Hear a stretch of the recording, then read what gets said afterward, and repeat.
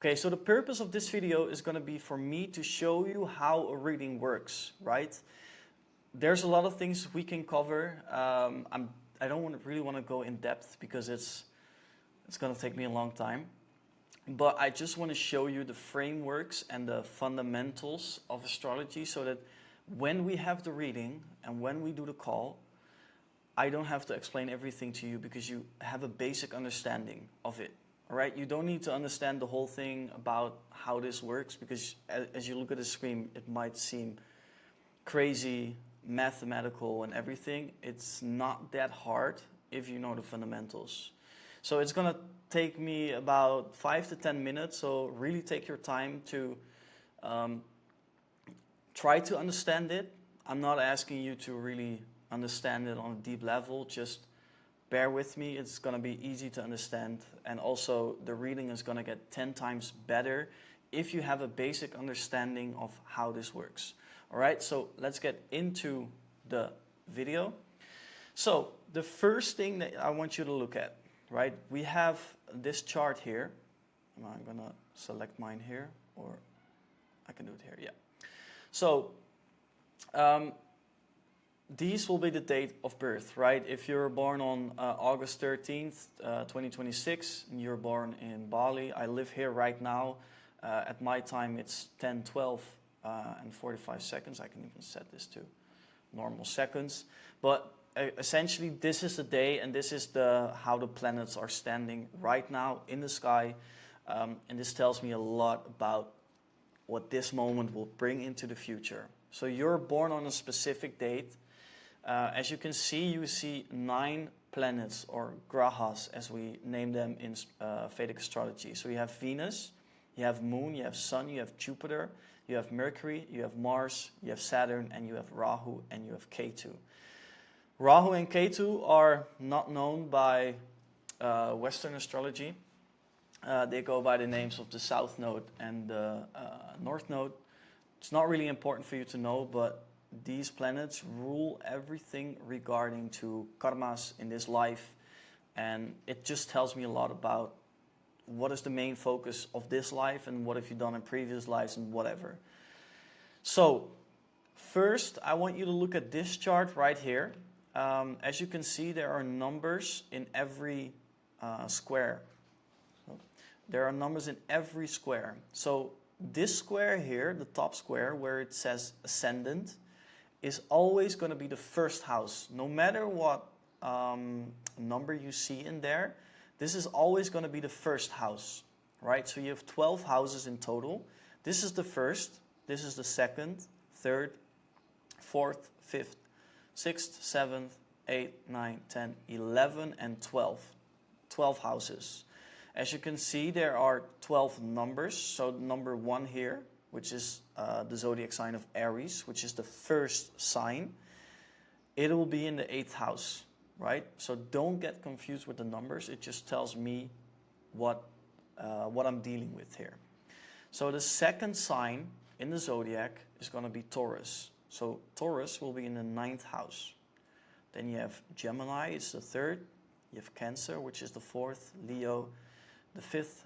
Virgo, who sits in the 1st house in this case, is the 6th sign. And then we have Libra, Scorpio, Sagittarius, Capricorn, Aquarius, and then we have Pisces. And then you start back over here again. So the 1st house is always the most important house for me. Why? It tells me about who you are as a person. So who you are as a person, in this case, would be a Virgo, right? Virgo is analytical, it's practical, it's critical to itself, but also to other people.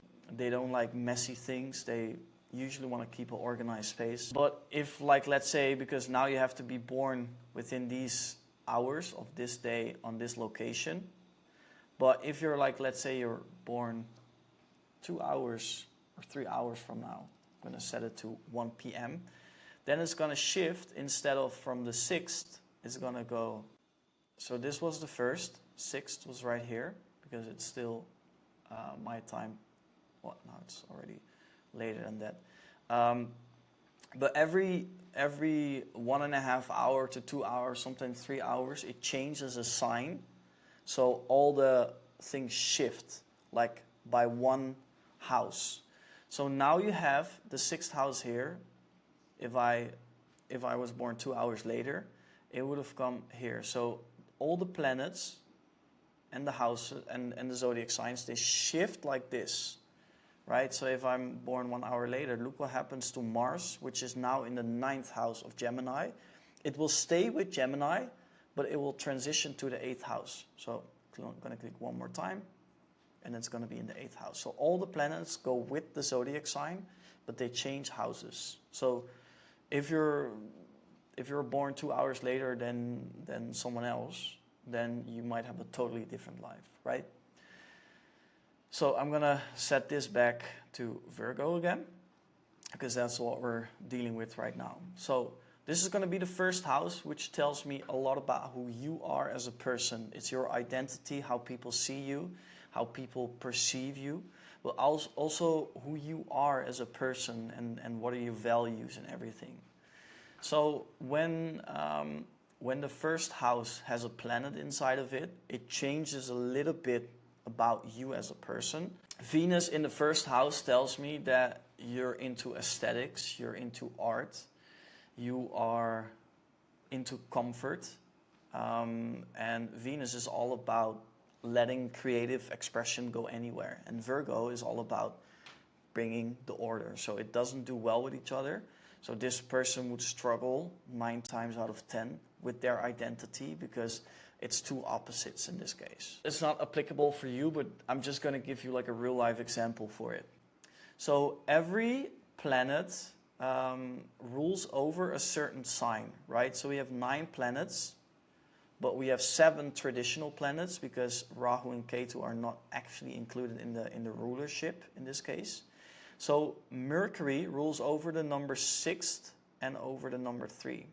So this tells me a lot what will happen in a person's life. So if you're a Virgo ascendant, which you have number 6 in this house, I would look where your Mercury sits, because Mercury rules over this number, and I see that Mercury sits in the 11th house.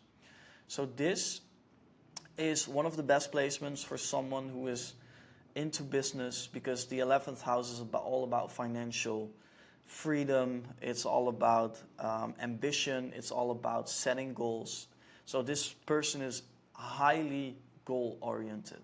So 9 times out of 10, this person is most likely to start his own business, right? So every house which rules over a certain theme in your life has a ruler of that planet which sits in another house. So it combines the houses together. So I'm going to give you the example. So Mars is sitting in the 10th house, but Mars rules over the number 8, and it rules over the number 1. So number 1 is Aries, number 8 is Scorpio. So Mars also has 2 rulers. Not every planet has 2 rulers, but some do. So Mars, being the ruler of the 3rd house, which is all about communication and sales, is going in the 10th house, which is career. So sales and career is going together. So this person is most likely to do a sales kind of job. And it also rules over the 8th house of transformation. So this person will most likely have a lot of transformation in their work area, right? They won't have the same work for a very long period. They're going to transform a lot of times in their work. They're going to select different kinds of jobs. They're going to have many skill sets, because the 3rd house is also ruling over skill sets. And the 8th house is transformation. So skill sets, transformation, a lot of skill sets in this case, a lot of transforming, and it's all happening in the area of your career. So this is another example of how I look at these certain types of things. So this is exactly how I read your chart, how I can come to these conclusions. I explain a little bit of the fundamentals of a chart in and of itself. Then we also have another chart that we look at.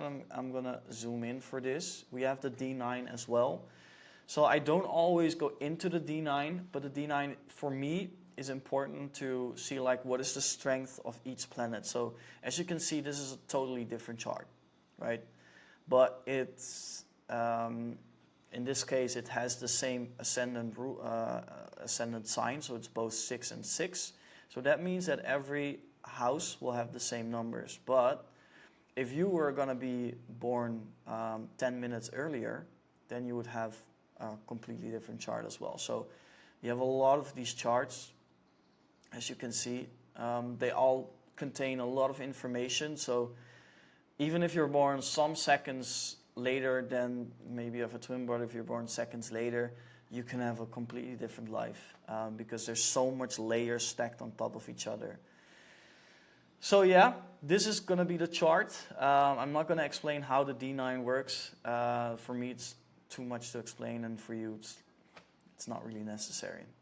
So you also have nakshatras, and nakshatras tell me how the zodiac sign that you're born with is performing. So in this case, this person is born as a Virgo ascendant, and it's the ascendant falls on 26 degrees and 39 minutes, as you can see here, which tells me this person is born with the nakshatra of Chitra.